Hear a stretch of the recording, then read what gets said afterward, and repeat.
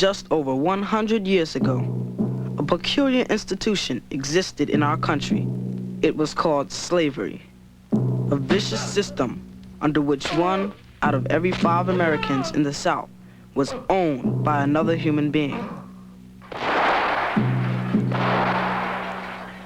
Even though Americans, black and white, had fought and won a glorious revolution under the banner of freedom and justice for all, there was still to be no freedom, no justice for these millions of African Americans, men, women, children, a people stolen from their distant homeland and shipped like animals to do forced labor for masters who all too often treated them like animals.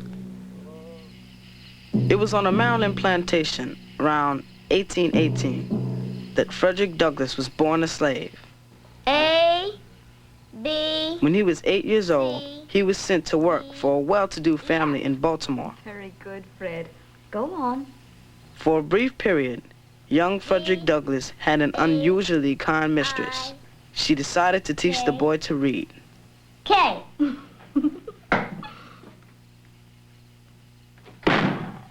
What in God's name do you think you're doing? I didn't mean any harm. If you give a nigger an inch, he will take a mile. If you teach that nigger how to read, there would be no keeping him. It would forever ruin him to be a slave.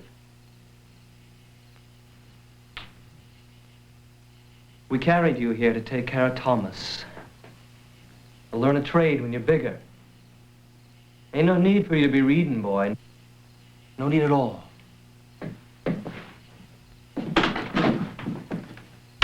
Frederick Douglass learned an important lesson that day.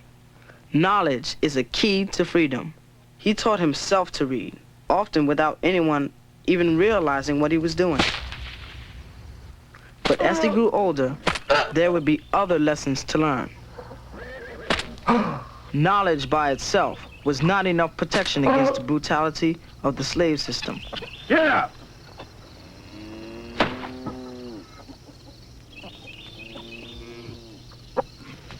A 2-hour-long battle with the slave breaker, Covey, was a turning point in Douglass's life. You mean to resist me, a scoundrel? Yes, sir. He had learned another very important lesson.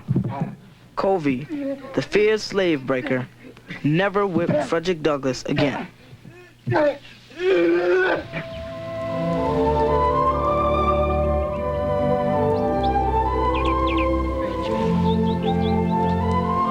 I want you for my husband. Frederick Douglass met Anna Murray. They fell in love. Tomorrow, Master also wills. I can be sold and shipped 1,000 miles from here. Anna, I shall not marry you as a slave. Then I reckon you should go up north. Got some belongings I can sell. Enough for the New York train. Anna.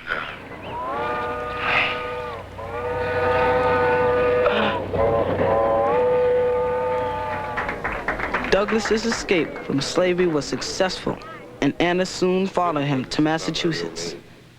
He quickly joined a movement that was committed to the destruction of slavery. Its supporters were called abolitionists.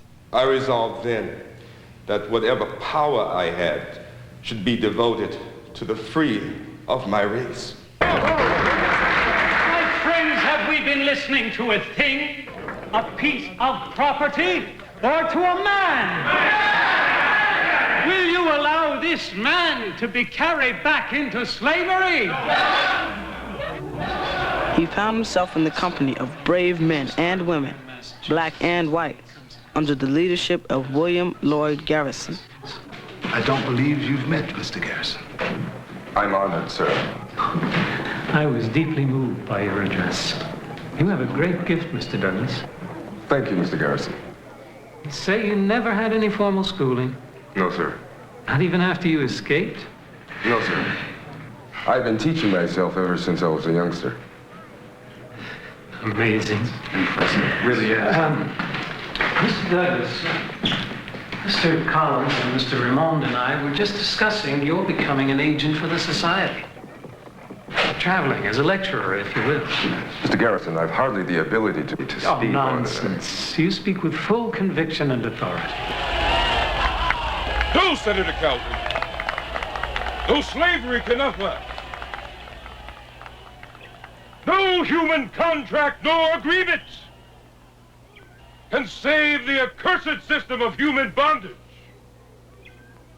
from the death and decay to which God and nature have doomed it. For many years, Douglass and Garrison traveled throughout the free states and territories, though it meant endangering their own lives. Sorry to disturb you like this. I should have known it. The very thing we were afraid of has happened. But we never dreamed the reaction would be this great. Your book, my dear fellow.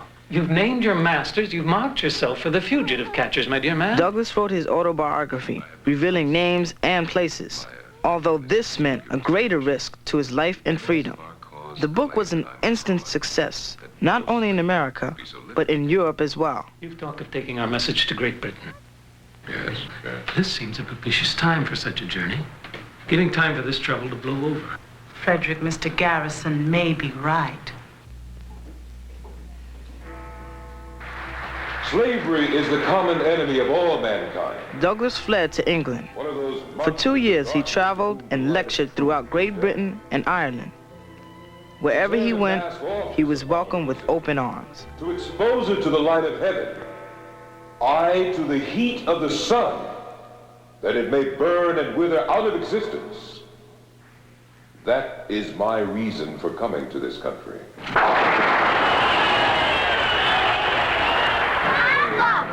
His fiery speeches won many of the English people over to the abolitionist cause. British friends put up the money to buy his freedom. When he returned home to America, he was no longer a slave.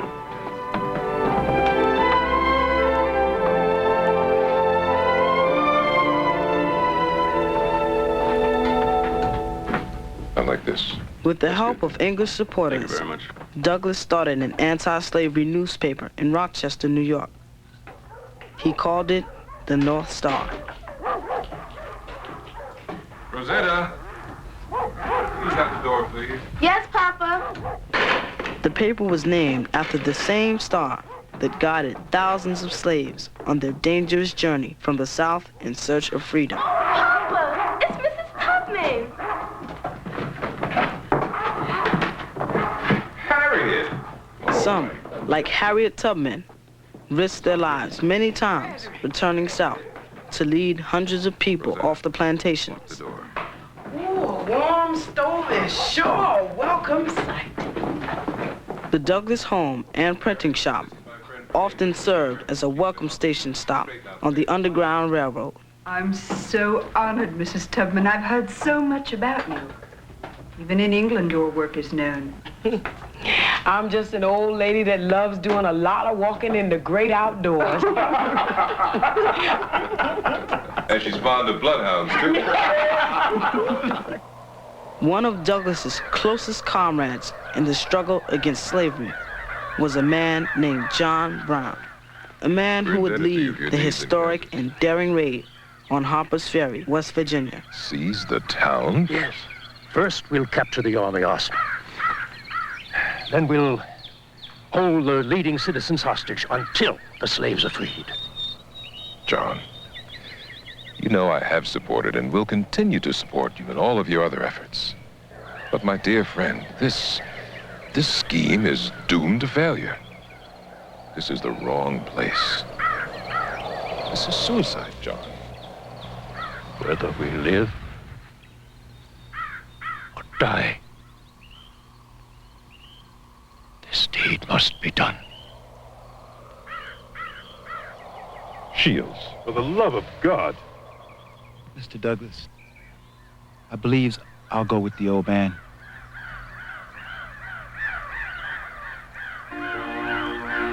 Both men were right. The raid on Harper's Ferry sent shockwaves throughout the nation. But as Douglass had predicted, it cost John Brown his life.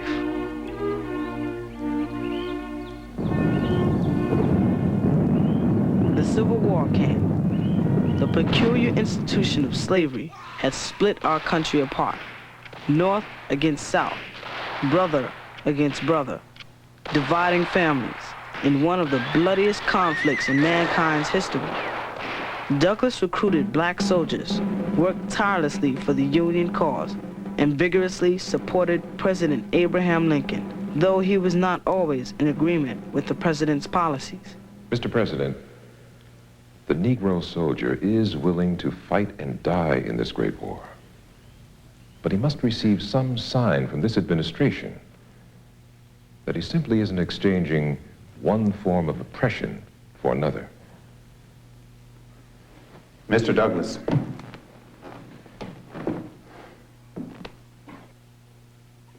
If this administration goes too far, we will bring down upon ourselves all of the hatred that is felt toward the Negro. This would greatly hinder our ability to successfully conclude this war. For we, both of us, have much to gain in this regard.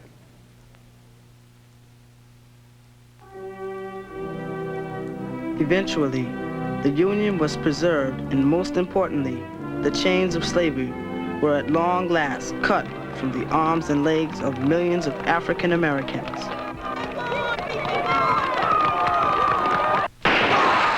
But unfortunately, the end of slavery, emancipation, did not mean the end of oppression, hatred, and violence. But Papa, President Johnson said Rosetta, I fear Andrew Johnson is no friend to the Negro people. Frederick, you mean we've been suffering all these trials for all these years for nothing? Without the vote, liberty's a mockery. The Negro will no longer be a slave to an individual master. He will be a slave to society and at the mercy of the mob. Though the Douglass home in Rochester was burned to the ground, It is the spirit of the hate. family escaped unharmed. Spirit of murder.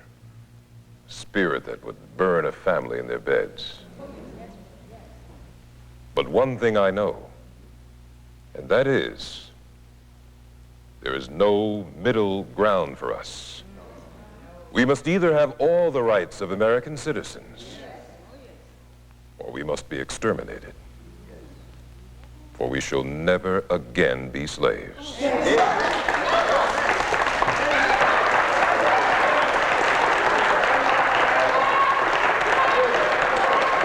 President Hayes appointed Douglass U.S. Marshal for the District of Columbia. He and his family moved to Washington. In 1877, he purchased a new home. He called it Cedar Hill. Do you like it, Anna? It's beautiful. Maybe a mite too grand. Well, President Hayes wouldn't have the United States Marshal for the District of Columbia living in a log cabin. Mr. Lincoln lived in a log cabin. In 1882, Anna Murray Douglass died after a long illness. Fred, you must be terribly lonely now with Anna gone. Harriet, Anna was the anchor of my life for 40 years.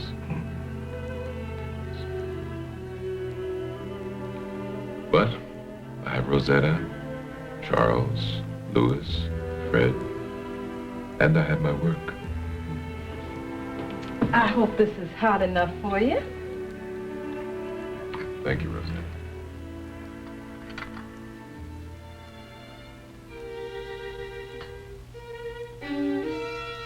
Thank you.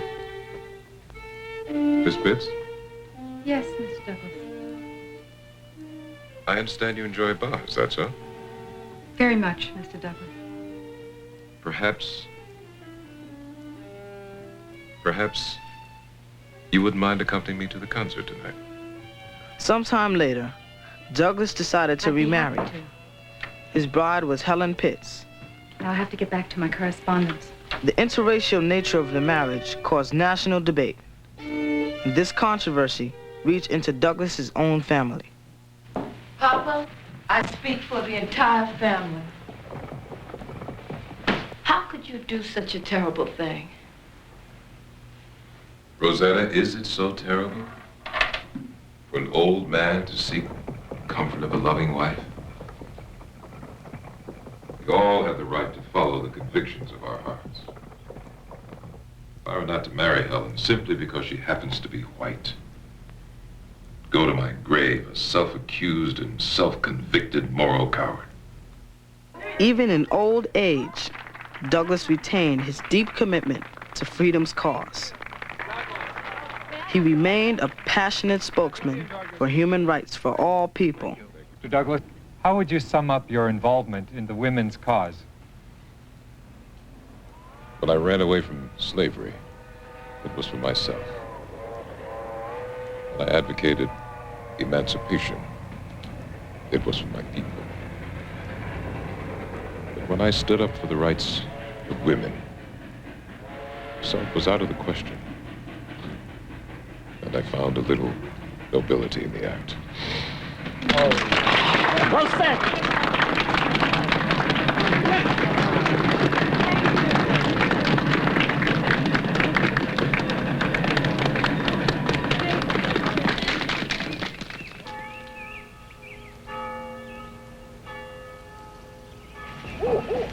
Hello, Mr. Douglass. Hello. I'm Martin Andrew. I heard you speak last week in Mountain Olive. Oh, yes. That was an inspiring affair. Can I talk to you for a moment, Mr. Douglass?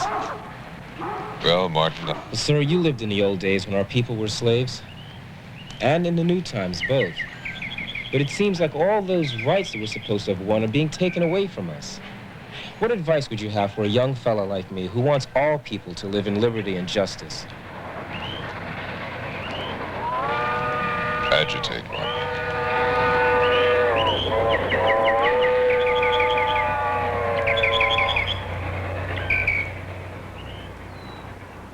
Agitate. Agitate. It is February 20th, 1895, the day on which Frederick Douglass will pass away. His courageous fighting spirit, his dedication to the cause of human rights and freedom live on. Agitate.